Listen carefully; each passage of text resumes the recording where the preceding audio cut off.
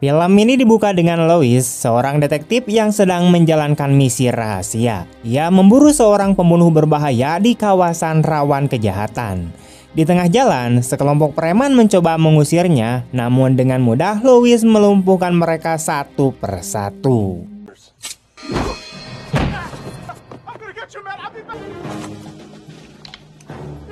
Saat menyusuri sebuah bangunan tua, ia menemukan mayat, lalu tiba-tiba diserang buronan bernama Naylor, yaitu pria kejam yang dulu membunuh salah satu rekan Lois. Sejak saat itu, Lois menyimpan dendam pribadi terhadapnya.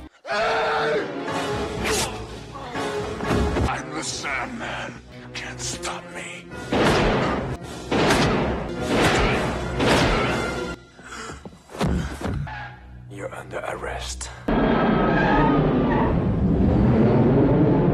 1,5 tahun kemudian, Lois mendapat tugas baru yang sangat beresiko. Ada kasus besar di penjara Harrison setelah asisten direktur ditemukan tewas terbunuh. Diduga para sipir ikut terlibat dalam serangkaian kematian misterius para tahanan. Karena pemilihan direktur baru semakin dekat, pihak penjara ingin menutupi masalah, sementara gubernur mendesak jaksa untuk segera membereskan kasus ini. Akhirnya diputuskanlah untuk mengirim Lois masuk ke penjara dengan identitas baru sebagai perampok bersenjata agar ia bisa dihormati sekaligus ditakuti para narapidana. We want to send you undercover into Harrison as a prisoner. You'll be sentenced to Harrison for armed robbery. Dalam misi ini, Lois bekerja sama dengan Amanda, seorang jaksa muda yang menjadi kontaknya di luar. Tugas Amanda adalah menyampaikan hasil penyelidikan dan membantu dari balik layar. Lois sempat meragukan pengalamannya karena Amanda baru setahun lulus, namun Amanda menegaskan bahwa dirinya bukan wanita sembarangan, bahkan ia adalah lulusan terbaik dari universitas. Akhirnya, Lois memintanya untuk menelusuri arsip terkait para tahanan yang sudah terbunuh.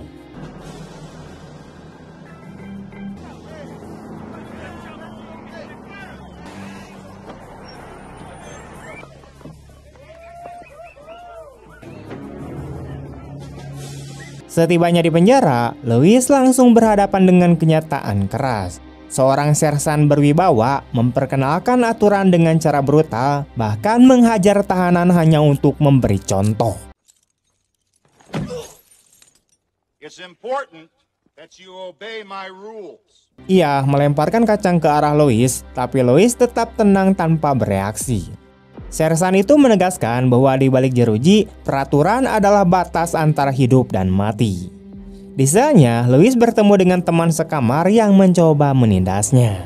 Ia menuntut uang agar Lois bisa hidup tenang, bahkan mengancam dengan cara menjijikan. Saat pria itu mengeluarkan senjata rakitan, Lois bergerak cepat melumpuhkannya hingga menyerah.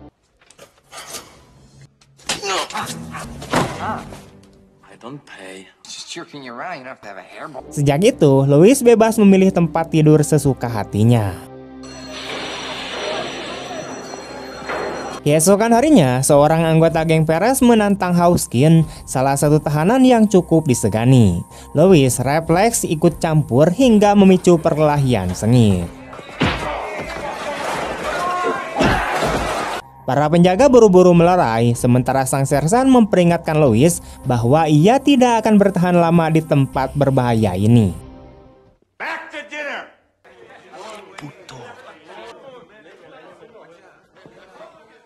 Hey, why don't you sit with us, fish? What's the matter with you? Can't you see this is a black table? You don't know who I am. You don't know anything.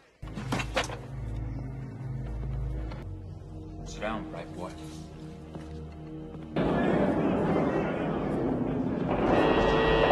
Kembali ke sel, teman sekamarnya menawarkan minuman buatan sendiri sambil memperingatkan Lois agar tidak percaya pada siapapun. Ia bercerita sudah 6 tahun menekam di penjara dan menyaksikan banyak tahanan mati di tangan sipir. Menurutnya, lebih baik diam daripada ikut campur urusan orang lain. I hear a lot of guys, are they?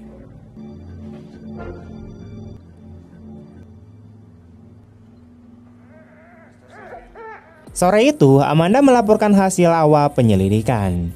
Sebagian besar korban ternyata meninggal dengan luka tusukan di pangkal tengkorak, pola yang mirip dengan eksekusi geng. Salah satu korban terbaru bernama Alpin. Louis pun mengatakan bahwa ia perlu mengorek informasi dari teman sekamarnya, tapi untuk itu ia membutuhkan uang. You did good. Thanks. Beberapa jam kemudian, Perez kembali membawa anak buahnya untuk membalas dendam, namun sekali lagi Louis berhasil mengalahkan mereka.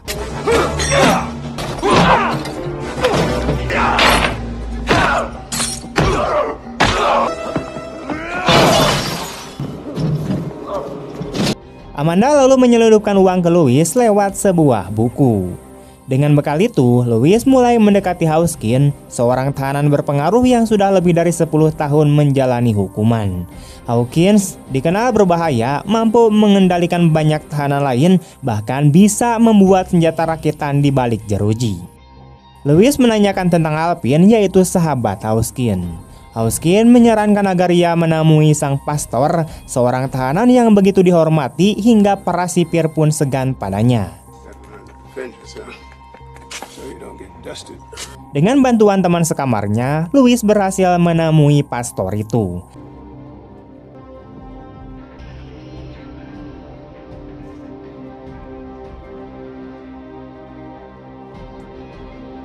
Sang pastor membenarkan bahwa Alpin memang tewas dengan luka fatal di kepala, lalu menyarankan Louis berbicara dengan Meyerson, teman sekamar Alpin yang kini bekerja malam di klinik penjara.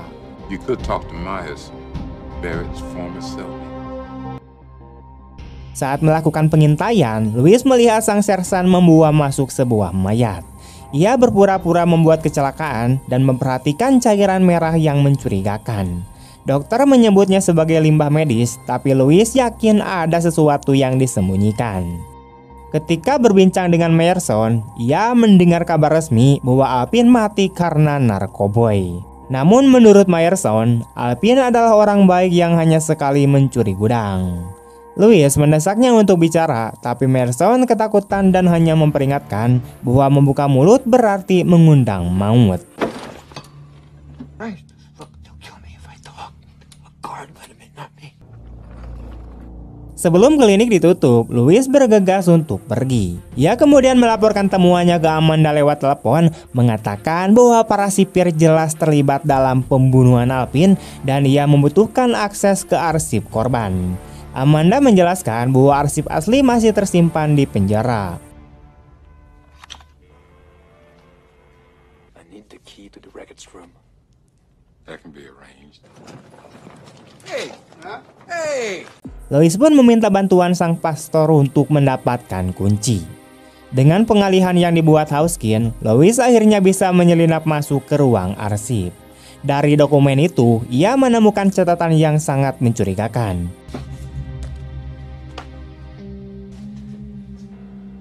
Arrival.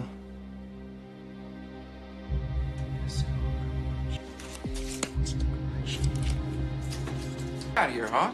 A load of shirts for the reception desk. What was that? Who's that?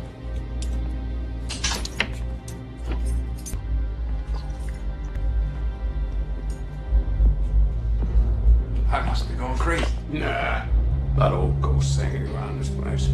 Let's get out of here. The victims are brand new. No drugs, no gangs.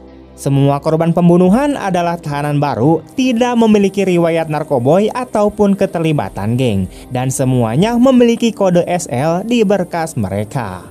Louis lalu meminta Amanda untuk menyelidiki arti dari kode aneh tersebut lewat sistem pusat. Detektif menyarankan agar Amanda berkonsultasi dengan seorang profesional untuk membantu memecahkan singkatan SL. Ia juga meminta agar Amanda tidak membagikan informasi apapun kepada perwakilan Dewan Negara, yaitu pria yang hadir saat kasus ini pertama kali diberikan kepadanya. Maybe SL is some sort of departmental abbreviation. Well, Well, when? It's checking.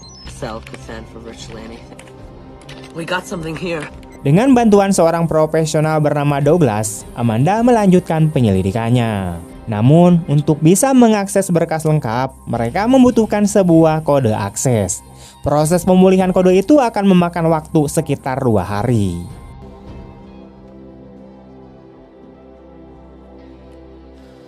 Bingo. That's it, that's the file. Give me a day or two. Ketika berbicara dengan jaksa, Amanda menyebutkan bahwa detektif meminta agar tidak mengungkapkan apapun karena ia percaya penyelidikannya bisa diselesaikan tanpa campur tangan pihak luar. Sementara itu di dalam penjara, detektif berbincang dengan seorang narapidana yang mengatakan bahwa temannya tidak pantas mendapatkan nasib tragis yang menimpanya. Narapidana itu mengungkapkan bahwa beberapa tahun lalu ia terlibat dalam penyelundupan zat terlarang. Ia kemudian memberikan beberapa kunci kepada detektif sambil memperingatkan bahwa jika kunci itu tidak dikembalikan tepat waktu, ia bisa mendapat masalah besar. Ia juga menceritakan bahwa malam sebelumnya ada lagi seorang tahanan yang dihabisi dengan luka tembak di kepala.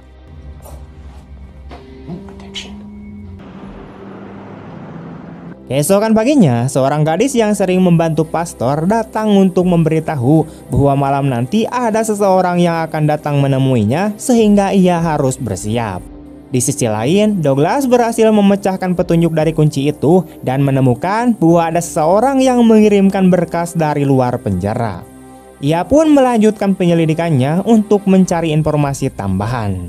Abbreviation HLA is the coding system for tissue type. This is my deep number. You call me as soon as you find it out, okay? Stop. Saat berbicara dengan detektif, Amanda mengungkapkan bahwa isi berkas tersebut ternyata adalah daftar identitas para narapidana beserta golongan darah mereka. Setiap orang yang namanya tercantum dalam daftar itu telah ditemukan wafat. Para korban sebelumnya sempat menjalani pemeriksaan kesehatan dan hasilnya semua sehat, sehingga hal ini menandakan bahwa ada pihak luar yang mungkin bekerja sama dengan para sipir.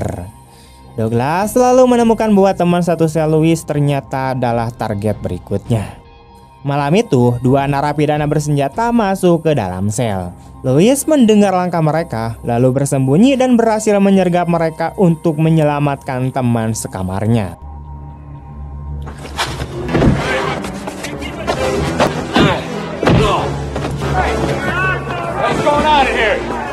Namun ketika para penjaga datang, mereka justru mengira Louis adalah pelakunya dan mengurungnya di sel isolasi.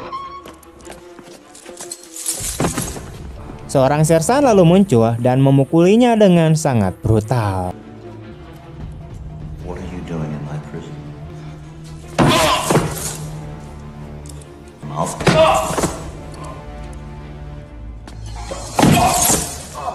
Beberapa adegan berikutnya memperlihatkan seorang tahanan lain membunuh seorang informan yang menandakan situasi di penjara semakin kacau. Dokter yang bekerja di penjara bahkan dibakar hidup-hidup. Untuk mengakhiri penderitaannya, ia berusaha mengakhiri hidupnya sendiri.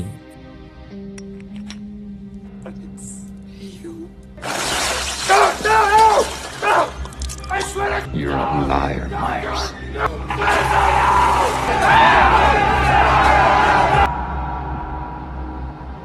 Your husband is waiting. But you're gonna have to remove your clothes.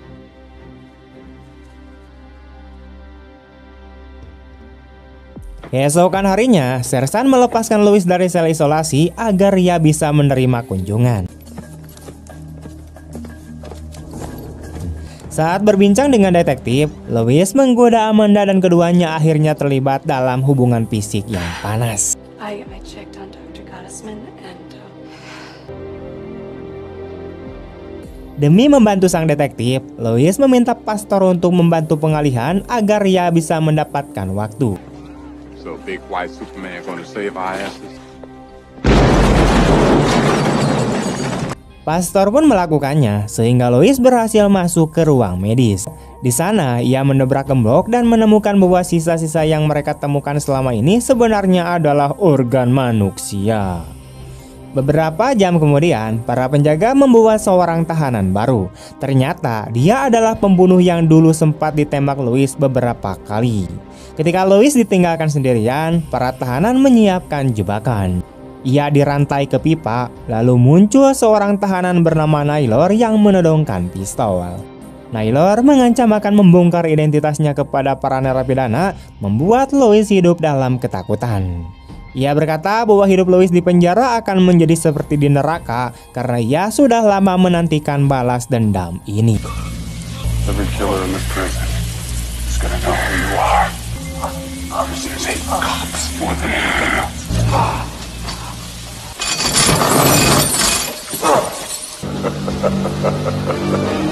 Saat kembali ke sel, para tahanan berteriak-teriak mengancam Louis. Mereka berniat menyiksanya hanya karena ia seorang polisi.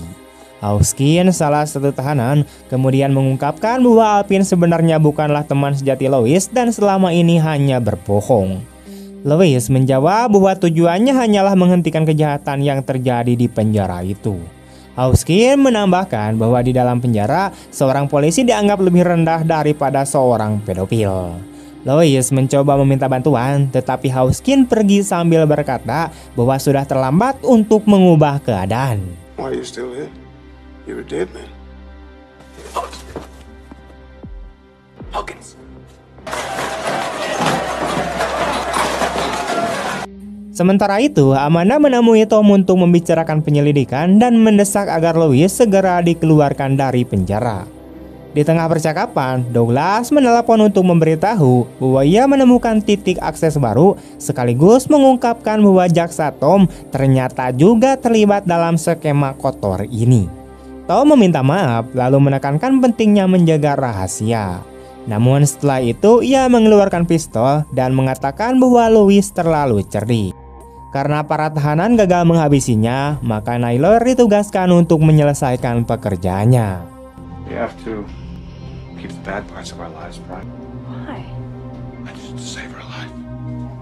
Tom menjelaskan bahwa semua ini berawal dari upayanya menyelamatkan istrinya yaitu Helen yang sakit parah dan membutuhkan transplantasi hati. Karena daftar tunggu resmi terlalu panjang, Tom mencari jalan pintas dan bertemu dengan seorang dokter bernama Gordon yang menjanjikannya sebuah hati. Awalnya, Tom melihat ini sebagai peluang bisnis besar dengan cara mengambil organ dari para kriminal atau orang-orang yang dianggap tak berguna bagi masyarakat. Lama-kelamaan, ia berhenti melihat mereka sebagai manusia, melainkan hanya sebagai komoditas dalam bisnis ilegal bernilai jutaan dolar. We're killing criminals.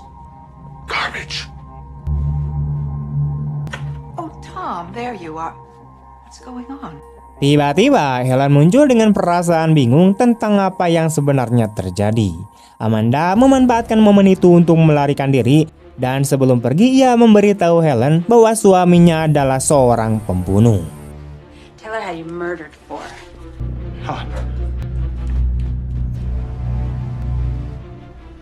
Sementara itu di penjara, seorang sipir datang untuk mengejek Louis.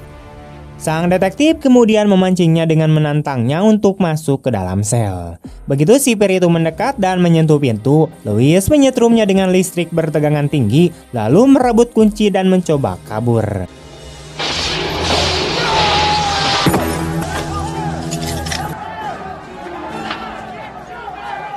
Namun Naylor membuka semua sel tahanan, membuat situasi semakin kacau.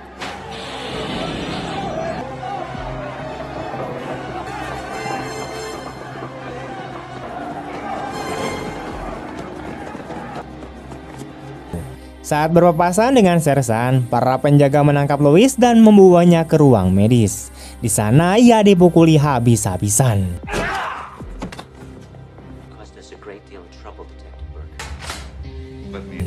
Sersan hampir saja menghabisinya, tapi Gordon menghentikannya, mengingatkan bahwa kematian seorang polisi yang menyamar bisa membongkar operasi gelap mereka.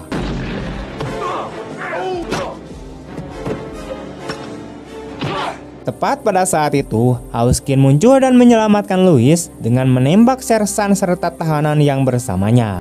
Mereka berdua berlari menyelamatkan diri. Di ruang medis, seorang tahanan muncul sambil membawa barbel, tetapi Louis berhasil melawan dan menggunakannya untuk menghabisi lawannya.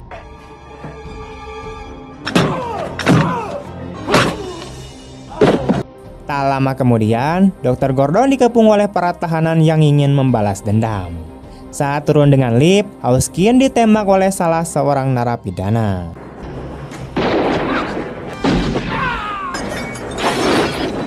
Louis kemudian menenangkan para tahanan, meminta mereka tetap di tempat dan meyakinkan bahwa area itu adalah tempat paling aman. Ia berjanji bila berhasil keluar dari penjara, ia akan kembali untuk menolong mereka. Louis lalu bergabung dengan pastor untuk menuju jalan keluar. Namun tiba-tiba Naylor muncul dan membawa kapak dan menyerang pastor. Naylor kemudian mempermainkan Louis, melemparkan benda-benda berat, menendangnya hingga membuatnya terluka.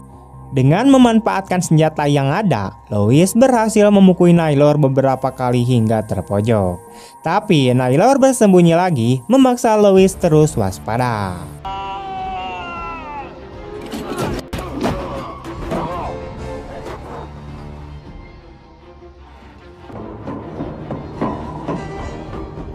Dalam perkelahian sengit berikutnya, Louis berhasil membalikan keadaan dan melukai Naylor, tetapi Naylor melawan dengan serangan licik dan akhirnya menjatuhkan Louis dari ketinggian.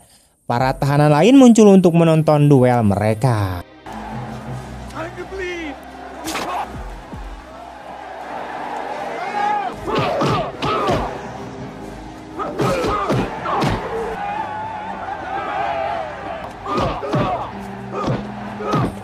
Dengan bantuan sebuah lampu, Naylor melukai Louis, namun Louis berhasil membalikan keadaan dan mendorong Naylor ke dalam tungku panas. Walau terbakar, Naylor masih berusaha keluar hingga akhirnya Louis menendangnya lagi dan membuat kepalanya tertusuk pada pipa besi.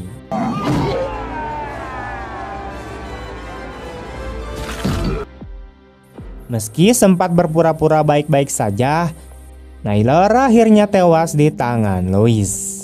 Setelah itu, para tahanan yang menyaksikan pertarungan menjadi segan. Tak seorang pun berani menentang Louis lagi.